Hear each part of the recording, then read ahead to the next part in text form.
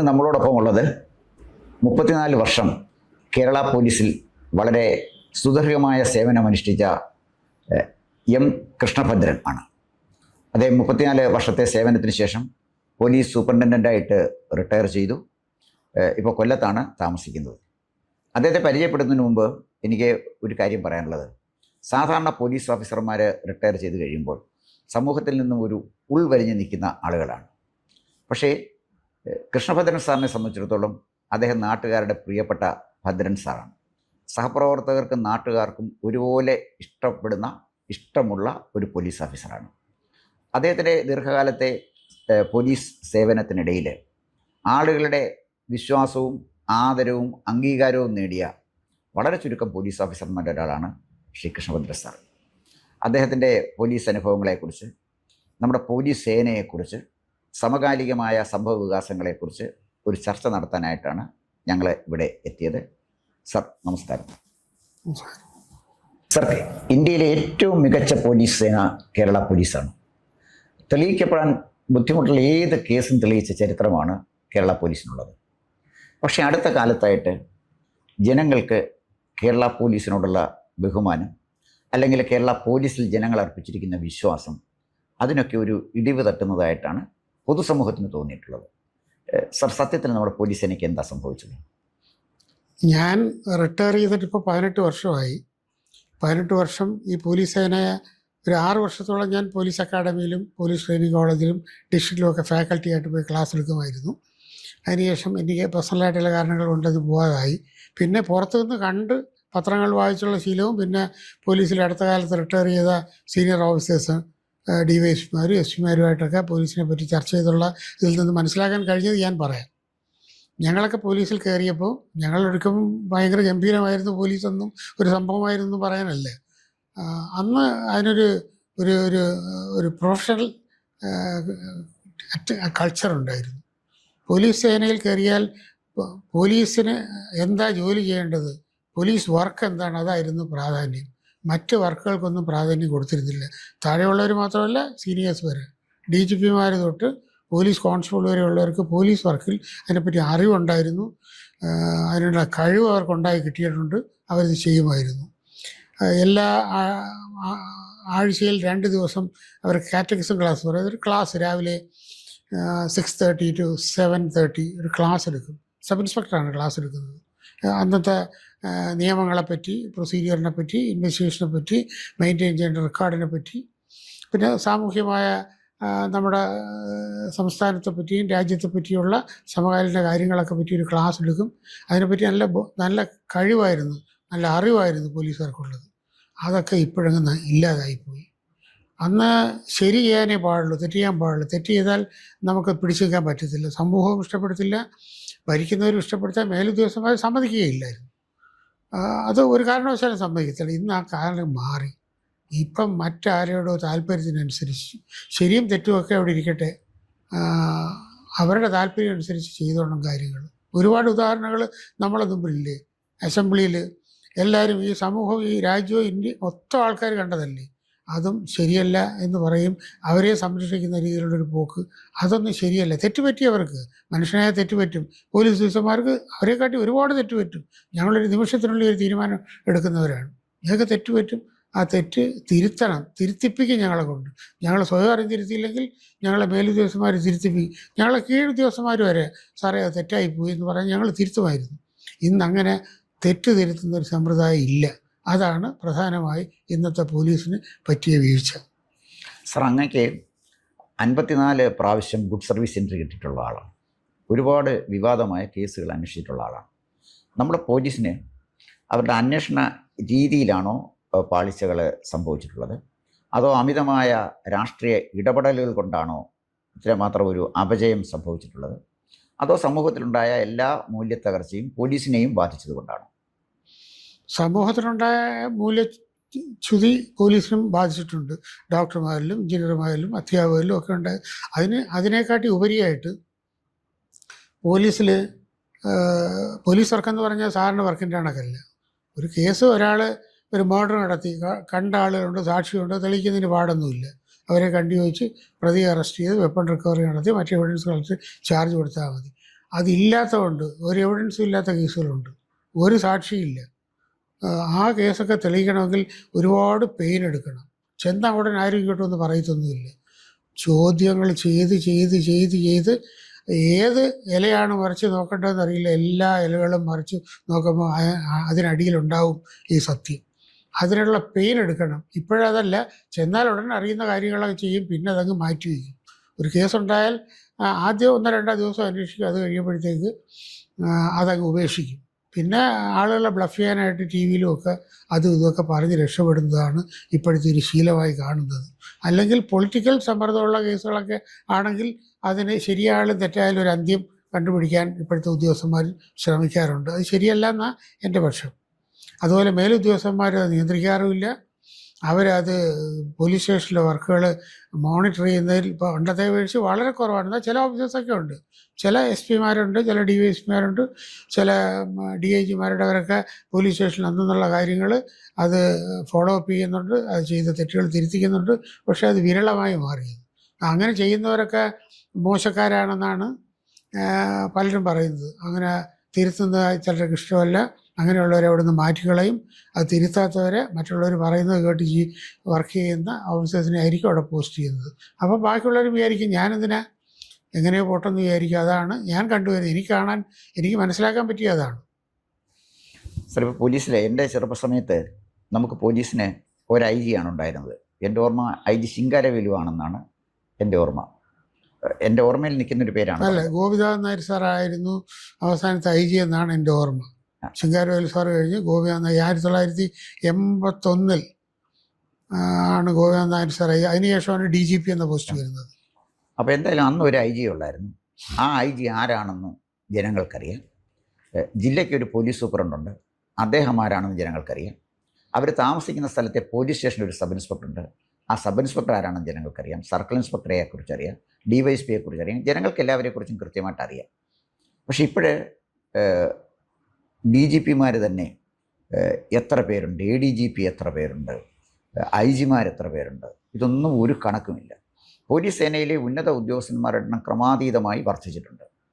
പക്ഷേ പോലീസിൻ്റെ ക്വാളിറ്റി കുറഞ്ഞു വരുന്നു. അത് അതായത് നമ്പർ ഓഫ് ഓഫീസേഴ്സിൻ്റെ എണ്ണം കൂടുന്നതുകൊണ്ട് പോലീസ് സേനയുടെ ഒരു ക്വാളിറ്റി വർദ്ധിപ്പിക്കാൻ കഴിയും എന്നെനിക്ക് തോന്നുന്നില്ല. പക്ഷേ ഇത്രയൊക്കെ ചെയ്തിട്ടും വലിയ ശമ്പളം കൊടുത്ത് ഉന്നതരായ ഉദ്യോഗസ്ഥന്മാരെയൊക്കെ പോലീസിൽ നിർത്തിയിട്ടും നമ്മുടെ പോലീസ് സേനയുടെ കാര്യക്ഷമത കുറയുന്നു. കേസിൻ്റെ അന്വേഷണത്തിൽ ഒരുപാട് വീഴ്ചകൾ സംഭവിക്കുന്നു. നിരപരാധികളെ പോലീസ് സ്റ്റേഷനിൽ കൊണ്ടുപോയി ക്രൂരമായി ഭേദ്യം ചെയ്യുന്നു. ഇങ്ങനെ ഒരുപാട് കാര്യങ്ങൾ നമ്മുടെ ചുറ്റും നടക്കുകയാണ്.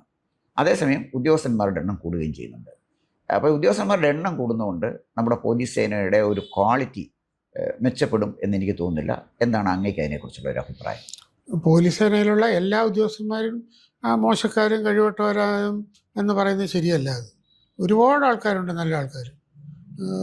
വളരെ ഒരു 30% ആൾക്കാരേ ഉള്ളൂ അങ്ങനെ മോശപ്പെട്ടവരെന്ന് പറയാനുള്ളത്.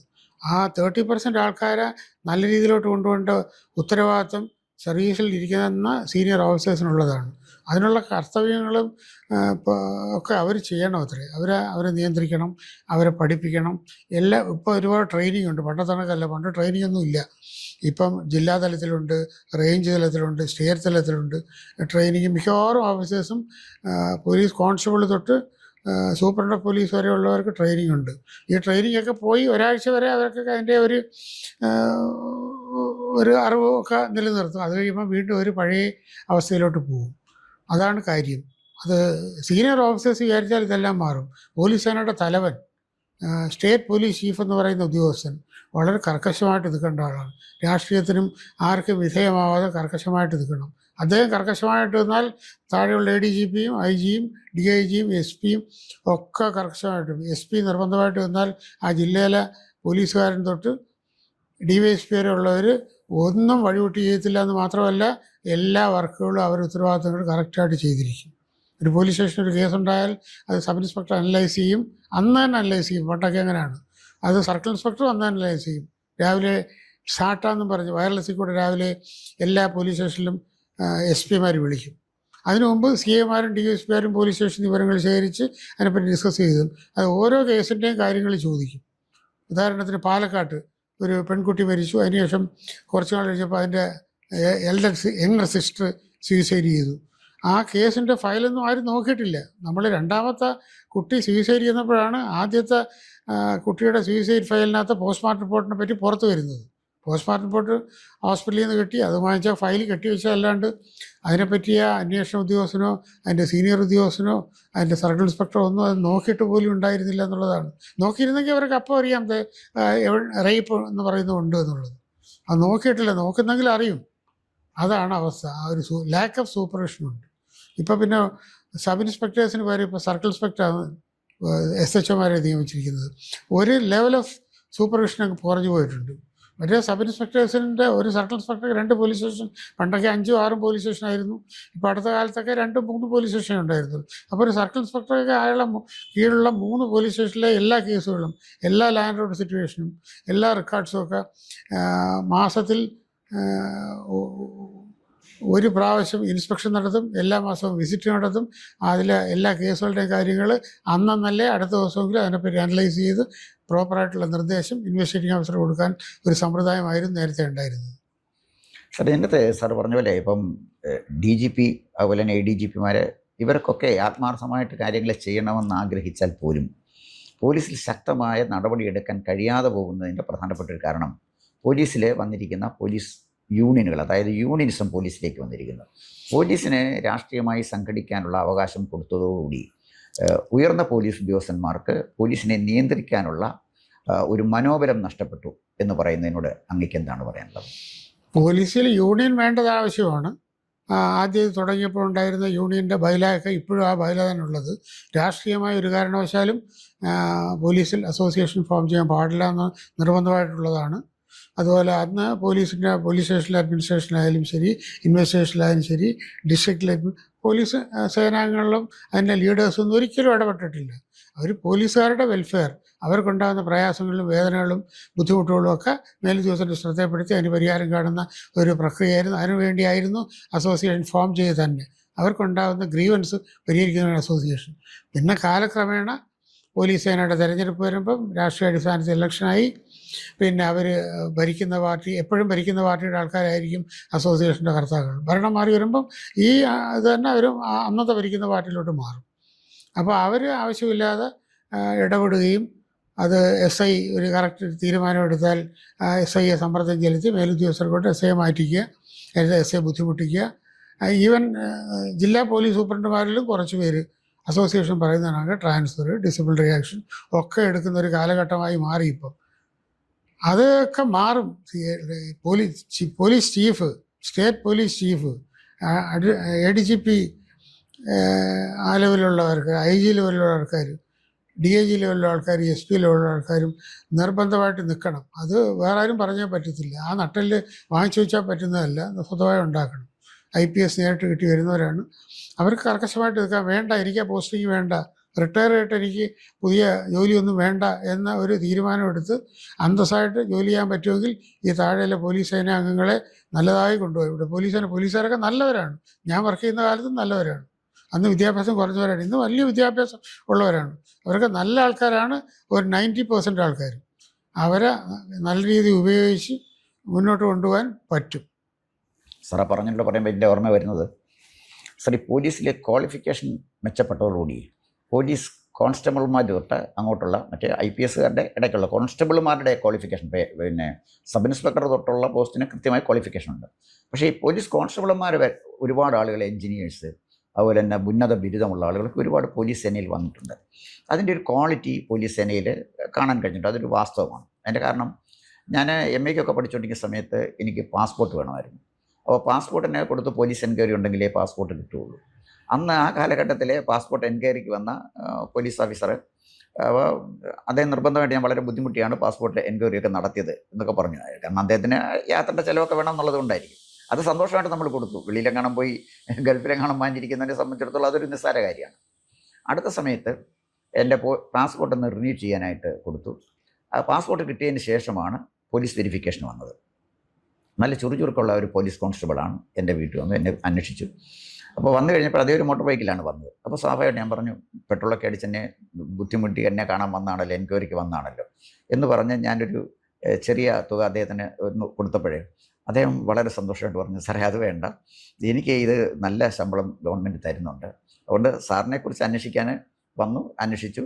അതിനെ ഇപ്പോൾ സാറ് ഇതെൻ്റെ തന്നുകൊണ്ട് ഒരു കാര്യമില്ല, കാരണം ഞാൻ അന്വേഷിച്ചിട്ട് എൻ്റെ റിപ്പോർട്ട് കൊടുക്കുകയാണ്, അതുകൊണ്ട് അതിനെക്കുറിച്ച് വിഷമിക്കേണ്ട, അതുകൊണ്ട് അത് വേണ്ട, താങ്ക്സ് പറഞ്ഞിട്ട് ഒരു കപ്പ് ചായ പോലും കുടിക്കാതെ അവിടെ നിന്ന് പോയി. എനിക്ക് ഭയങ്കര ബഹുമാനം തോന്നി. കാരണം ഞാൻ ഈ ഇന്ത്യയിലെ എല്ലാ സ്റ്റേറ്റുകളിലും പോയിട്ടുള്ള ഒരാളാണ്. വളരെ മെച്ചപ്പെട്ട പിന്നെ ഒരു പെരുമാറ്റ രീതി, ഒരു അപ്രോച്ച് നമ്മുടെ പല പോലീസ് ഓഫീസേഴ്സുമാരിൽ കാണും. അതേസമയം കർണാടകത്തിലും തമിഴ്നാട്ടിലും ഒക്കെ സഞ്ചരിച്ചപ്പോഴൊക്കെ ഒരുപാട് സ്ഥലങ്ങളിൽ റോഡിൽ സഞ്ചരിക്കുമ്പോൾ പലപ്പോഴും ഇത്രയും ഒരു കൾച്ചേർഡ് ആയിട്ടുള്ള ഒരു എലീറ്റ് പോലീസ് ഫോഴ്സ് മറ്റ് പല സംസ്ഥാനങ്ങളിലും ഉണ്ടായിട്ടുണ്ട് എനിക്ക് തോന്നുന്നു. ഇപ്പോൾ UP പോയിട്ടുണ്ട്, ബീഹാറിലും ഗുജറാത്തിലൊക്കെ പോയിട്ടുണ്ട്. പക്ഷെ നമ്മുടെ പോലീസ് സേനയ്ക്ക് നമ്മുടെ നല്ല സംസ്കൃത ചിത്തരായ ധാരാളം ഉദ്യോഗസ്ഥന്മാരുണ്ട്. പക്ഷെ അതേസമയം അങ്ങ് സൂചിപ്പിച്ച പോലെ തന്നെ ഒരു ഇൻഡിസിപ്ലിൻ നമ്മുടെ പോലീസിനെ ബാധിച്ചിട്ടുണ്ട്. അപ്പോൾ ധീരന്മാരായ പോലീസ് ഓഫീസർമാർ ഉണ്ടെങ്കിൽ പോലീസിന് ഡിസിപ്ലിൻ സാധ്യമാകുമോ എന്ന് ചോദിച്ചാൽ സാധ്യമാകും എന്നാണ് ഒരു പുറത്ത് നിൽക്കുന്ന ഒരാളെന്നുള്ള നിലയിൽ എനിക്ക് തോന്നിയിട്ടുള്ളത്. ഇപ്പം തന്നെ പോലീസ് സേനയിൽ അങ്ങേക്കും എനിക്കും അറിയാവുന്ന ആളാണ് TP സെൻകുമാർ. അദ്ദേഹം ഗവൺമെൻറ്റിനെതിരായിട്ട് കേസ് കൊടുത്ത് വിധി വാങ്ങിച്ച് DGP ആയിട്ട് വന്ന ആളാണ്. ഇപ്പോഴും നിയമവിദ്യാർത്ഥികൾക്ക് പഠിക്കാനുള്ള ഒരു വിഷയമാണ് TP Senkumar versus government of Kerala, അപ്പോൾ സ്റ്റേറ്റ് ഓഫ് കേരള. അപ്പോൾ ഇത് ഞാൻ പറഞ്ഞു വന്നത്, അദ്ദേഹത്തിന് നീതി കിട്ടാൻ മറ്റൊന്നും നോക്കാതെ, ഒരു രാഷ്ട്രീയ ഒരു പൊളിറ്റിക്കൽ പേറ്റർനേജ് നോക്കാതെ നിയമയുദ്ധത്തിന് പോകാൻ അദ്ദേഹത്തിന് തയ്യാറായി. അദ്ദേഹം പിന്നെ ഡയറക്ടർ ജനറൽ ഓഫ് പോലീസ് ആയിട്ടിരിക്കുന്ന സമയത്ത് ധീരമായ തീരുമാനങ്ങൾ എടുക്കുന്ന ഒരു പോലീസ് ഓഫീസറാണെന്നാണ് എനിക്ക് തോന്നിയിട്ടുള്ളത്. പലപ്പോഴും പല പോലീസ് ഓഫീസർമാരെയൊക്കെ സമൂഹത്തിന് അറിയാം, നല്ല പോലീസ് ഓഫീസർ ആരെ, മോശം പോലീസ് ഓഫീസർ ആരെ എന്ന് ജനങ്ങൾക്ക് കൃത്യമായിട്ട് അറിയാം. ഇവിടെ ഞാൻ പറഞ്ഞു വന്നത്, ഇത്രയൊക്കെ നല്ല ക്വാളിഫിക്കേഷനുള്ള ക്വാളിഫൈഡ് ആയിട്ടുള്ള നല്ല മിടുമിടുക്കന്മാരായ കോൺസ്റ്റബിൾമാർ പോലും നമ്മുടെ പോലീസ് സേനയിലുണ്ട്. അപ്പം നമ്മുടെ IPS ഉദ്യോഗസ്ഥന്മാർ, പ്രത്യേകിച്ച് പോലീസ് ചീഫ് തൊട്ടിങ്ങോട്ട് ഉള്ള താഴോട്ടുള്ള ആളുകൾ ധീരമായി ഒരു തീരുമാനം എടുക്കുകയും ജനങ്ങൾക്ക് നീതിയും ന്യായവും ഉറപ്പാക്കണം, അത് നിഷ്പക്ഷമായിരിക്കണം, നിർഭയമായിരിക്കണം, ജാതി മത രാഷ്ട്രീയത്തിന് അതീതമായിരിക്കണം എന്നൊരു തീരുമാനം എടുത്താൽ തീർച്ചയായിട്ടും ഈ പോലീസ് സേനയിൽ മാറ്റം ഉണ്ടാക്കാൻ കഴിയും എന്ന് അങ്ങേപോലെ തന്നെ ഞാൻ വിശ്വസിക്കുന്ന ഒരാളാണ്. പക്ഷേ സാർ, അടുത്ത കാലത്തായിട്ട് ഈ പിന്നെ ജാതി മത സ്വാധീനം നമ്മുടെ പോലീസ് സേനയിൽ കടന്നുകൂടിയിട്ടുണ്ട്. മതത്തിൻ്റെയും ജാതിയുടെയൊക്കെ അടിസ്ഥാനത്തിൽ പോലീസ് സംഘടിപ്പിക്കുന്നു എന്ന് ചില പത്രവാർത്തകൾ കണ്ടു. അതിൻ്റെ നിജസ്ഥിതിയെക്കുറിച്ച് എനിക്കൊരു ധാരണയില്ല. പോലീസിൽ 34 വർഷം സേവനം അനുഷ്ഠിച്ചുള്ള ആളാണ്. വളരെ സുദീർഘമായ സേവനമാണ് അങ്ങ് നടത്തിയിട്ടുള്ളത്. കൃത്യമായിട്ട് ഈ ചലനങ്ങളൊക്കെ ഒരുപക്ഷെ അങ്ങേക്ക് അറിയാമായിരിക്കും. അങ്ങനെ എന്തെങ്കിലും ഒരു മാറ്റം നമ്മുടെ പോലീസിൽ, ഇത്തരത്തിലൊരു പ്രവണത നമ്മുടെ പോലീസിൽ ഉണ്ടാകുന്നുണ്ടോ? സെൻകുമാർ സാറിനെ പറ്റി പറഞ്ഞില്ലേ, സെൻകുമാർ സാറിനെ പറഞ്ഞ് 100% കറക്റ്റാണ്. സെൻകുമാർ സാറിനെ പോലുള്ള 7-8 ഓഫീസർമാരെ എൻ്റെ അനുഭവത്തിലുള്ളൂ അത്ര കർക്കശമായി നിൽക്കുന്ന, പക്ഷേ എല്ലാവരെയും സപ്പോർട്ട് ചെയ്യുന്ന, എല്ലാ കാര്യത്തിലും ക്രൈം വർക്കിലായാലും ലാൻഡ് ഓർഡറായാലും റെക്കോർഡ് മെയിൻ്റെനൻസിലായാലും പബ്ലിക് റിലേഷനിലായാലും എല്ലാത്തിലും നല്ല ഒരു ഒരു ടിപ്പിക്കലായിട്ട് അനുകരണീയമായ സ്വഭാവമുള്ളൊരു മനുഷ്യൻ. ഹാർഡ് വർക്കിംഗ് ആണ്, സിമ്പിൾ ലൈഫാണ്. അദ്ദേഹത്തിനൊക്കെ ഉള്ളവരെയാണ് പ്രൊമോട്ട് ഇരുന്നത്. അതുപോലുള്ള ഓഫീസേഴ്സ് ഉണ്ട്, വേറെ ഉണ്ട്. Vincent Paul sir, MG Raman sir, അങ്ങനെ ഒത്തിരി പേരുണ്ട്. ഞാൻ എല്ലാവരെയും പേരെടുത്ത് പറഞ്ഞില്ല, മറ്റുള്ളവരല്ല എന്നല്ല അതിൻ്റെ അർത്ഥം. അങ്ങനെയുള്ള ഓഫീസേഴ്സ് പോലീസ് ചീഫായിട്ട് വന്നാൽ, അങ്ങനെയുള്ള ഓഫീസേഴ്സ് ഇപ്പോഴും ഉണ്ട്. അവരെയൊക്കെ പോലീസ് ചീഫാക്കി സ്വാതന്ത്ര്യം കൊടുക്കണം. അവരെ കൂട്ടിലിട്ടാൽ പറ്റത്തില്ല, അവർക്ക് സ്വാതന്ത്ര്യം കൊടുക്കണം. ഞാൻ പറയുന്നത് കേൾക്കുന്ന ആൾ മതി DGP എന്ന് വിചാരിച്ചാൽ നടക്കില്ല. ആ DGP ആവുന്ന ആൾ, ഞാൻ DGP ആണ്, DGP ആയിട്ട് ജോലി ചെയ്യും, എന്നെ നിയന്ത്രിക്കാൻ പറ്റത്തില്ല. തെറ്റുണ്ടെങ്കിൽ എൻ്റെ പറഞ്ഞ് ഞാൻ തിരുത്താം, അല്ലാതെ നിയന്ത്രിക്കാൻ പറ്റത്തില്ല.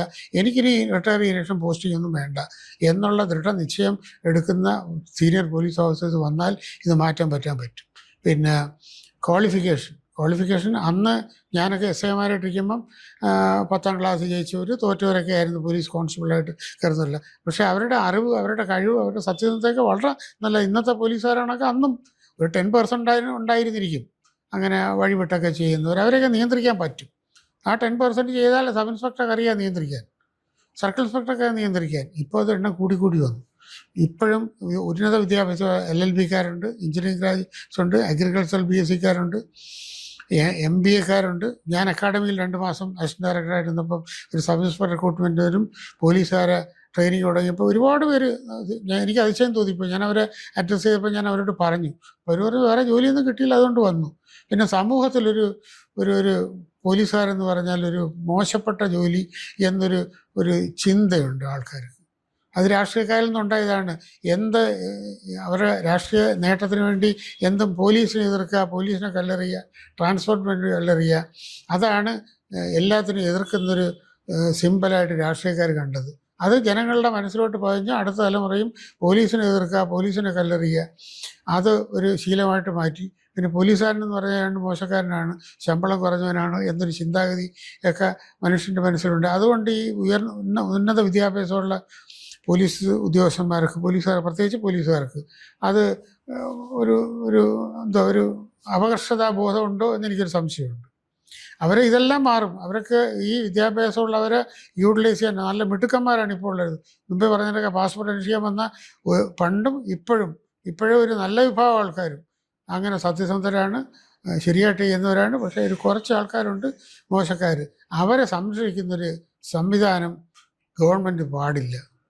അവരെ തെറ്റുകൾ ചെയ്യുമ്പോൾ അവരെ പിടിച്ച് പുറത്താക്കാനുള്ളൊരു ഇച്ഛാശക്തി ഗവൺമെൻറ് ഉണ്ടെങ്കിൽ അത് മാറും. അവർ ഈ ഭരിക്കുന്ന ആൾക്കാരാണെങ്കിൽ അവരെ തൊടാൻ പാടില്ല എന്നുള്ളൊരു സംവിധാനം ഉണ്ടാവരുത്. ഇപ്പോൾ തന്നെ ഒരു ബസ്സിന് നേരെ കരിങ്കൊടി കാണിച്ചു. അവിടെ ഡ്യൂട്ടി ഉണ്ടായിരുന്ന പോലീസുകാരൻ അയാളെ പിടിച്ച് വെച്ചേക്കുകയാണ്. അയാൾ എതിർത്തൊന്നുമില്ല, അയാളെ പിടിച്ച് കൈ വെച്ചേക്കുകയാണ്. അയാളെ വന്ന് വേറൊരാൾ അടിക്കുക എന്ന് പറഞ്ഞാൽ, പട്ടിയെ തല്ലുന്ന അടിക്കുക എന്ന് പറഞ്ഞാൽ, എന്നിട്ട് അതിന് തെളിവില്ല, അത് ശരിയാണ്, അത് രക്ഷാപ്രവർത്തനമാണെന്നൊക്കെ പറയുമ്പോൾ അത് അംഗീകരിച്ചു കൊടുക്കാൻ പാടാണ്. അങ്ങനെ പാടില്ലത്. അത് തെറ്റുപറ്റിയ അയാൾ അതിനുള്ള ശിക്ഷ അനുഭവിക്കണം, അയാൾ തിരുത്തണം. അല്ല അയാളെ നശിപ്പിച്ച് കളയണമെന്നില്ല. അങ്ങനെയുള്ള തെറ്റുകൾ കണ്ടാൽ ആര് തെറ്റ് ചെയ്താലും അവരെ തിരുത്തിപ്പിക്കാനായിട്ട് വേണ്ടിയാണ് ശിക്ഷാ നടപടി, അല്ല അയാളെ നശിപ്പിക്കാൻ വേണ്ടിയല്ല. ആ ശിക്ഷാ നടപടിയും ആ തെറ്റുതിരൽ പ്രക്രിയയും സീനിയർ ഓഫീസേഴ്സ് വിചാരിച്ചാലേ നടക്കുകയുള്ളൂ. പണ്ടൊക്കെ DGPമാരെയൊക്കെ ശ്രദ്ധയപ്പെട്ടാൽ അവരൊരു കാരണവശാലും ഏത് കേമനായാലും എടുത്തില്ല. ഏത് രാഷ്ട്രീയ പാർട്ടിക്കാരൻ്റെ സപ്പോർട്ടുള്ള ഓഫീസേഴ്സിനായാലും അവരെ സഹായിക്കത്തില്ല.